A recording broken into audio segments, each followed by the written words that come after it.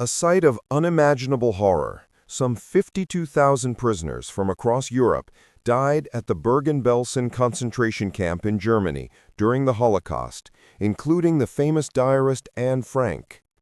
A further 14,000 inmates, sick or injured, died after the camp was liberated in 1945. Ahead of the 75th anniversary of the camp's liberation by British troops, historian Jens Christian Wagner reveals what life was like inside Bergen-Belsen. Bergen-Belsen was established as a concentration camp in 1943.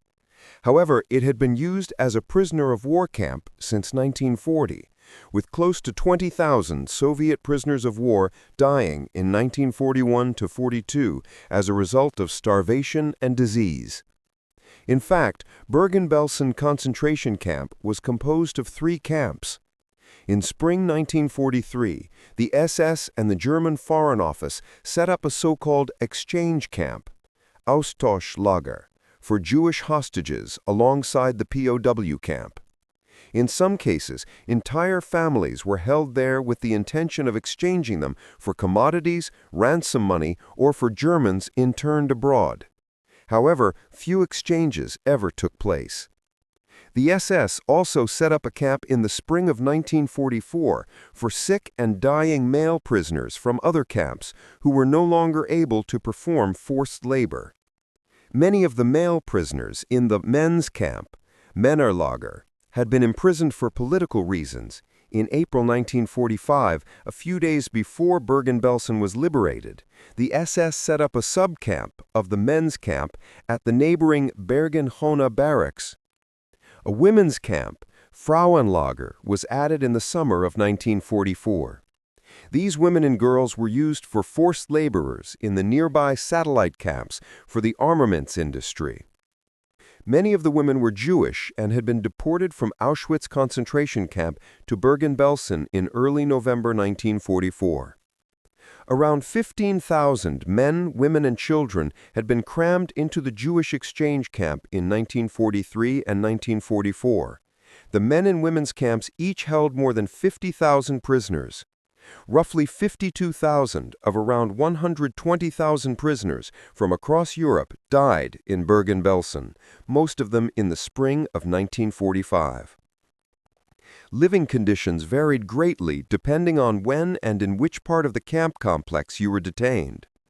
Until the winter of 1944-45, conditions in the Jewish exchange camp were relatively decent in comparison to the men's camp or the women's camp. The worst conditions were in the men's camp, since the men housed there were basically left to die.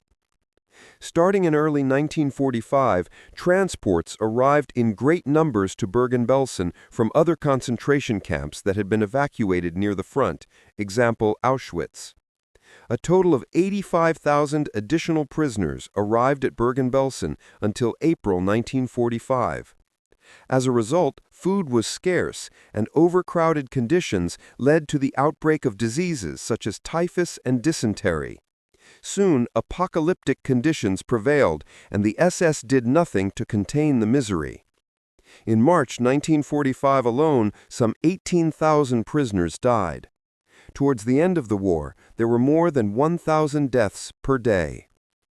Bergen-Belsen was not an extermination camp, but due to the high death rate in the final months of the war, one could indeed call it a death camp in the end. However, aside from the 200 men who were poisoned with carbolic acid injections in the summer of 1944, there was no active killing at Bergen-Belsen. Mass deaths were not planned as such. There were no gas chambers and no shootings. Yet the SS consciously accepted the extremely high death rates, especially in the men's camp, where inmates died as a result of organized, deliberate neglect.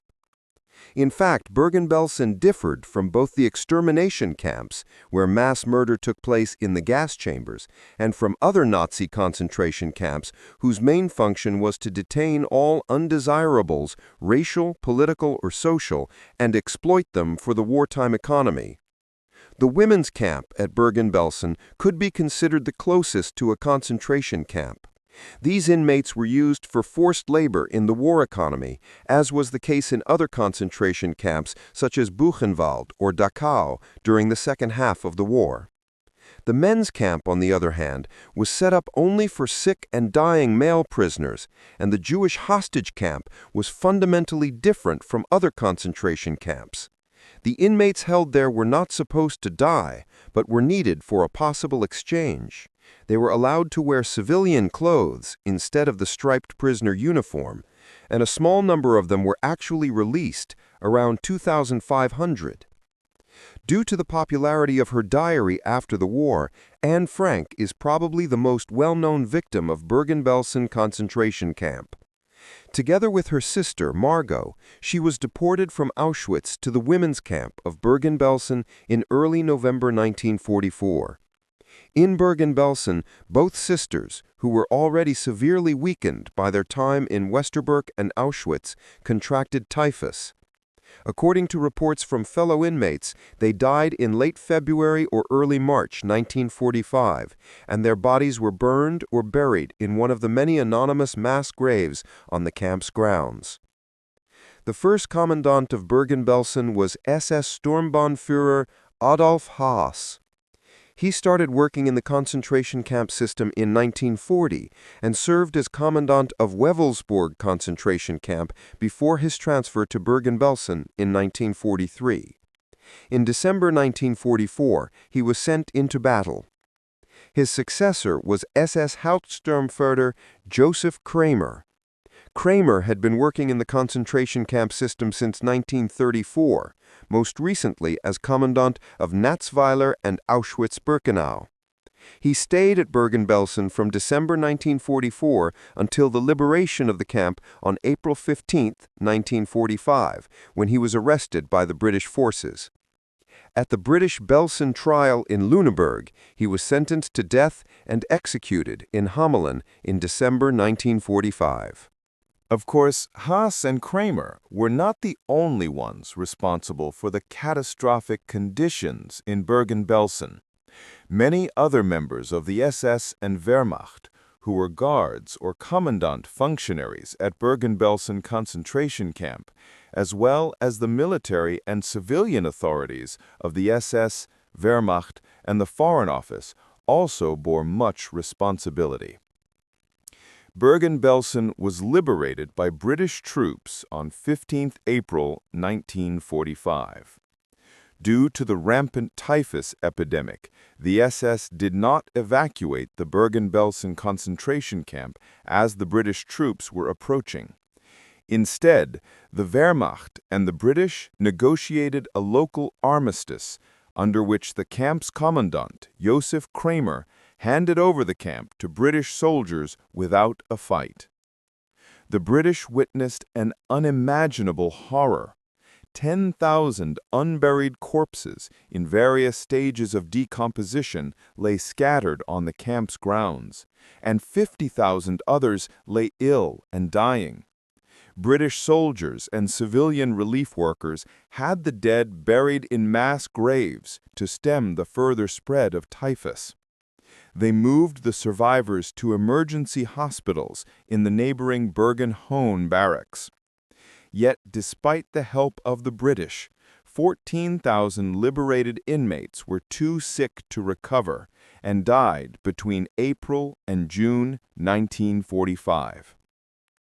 As soon as survivors were fit enough to travel, they could return to their countries of origin. But many Jews and Polish survivors in particular stayed in the Bergen-Hohn barracks and were given the status of displaced persons, DPs. Due to restrictive immigration regulations, Jewish survivors had to wait for the opportunity to emigrate to the USA or Palestine. The Jewish displaced persons DP camp at Bergen-Belsen was dissolved in 1950.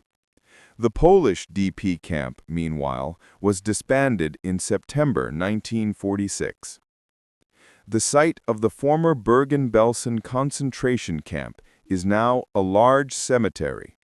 Mass graves and monuments from 75 years ago are a reminder of the site's horrible past.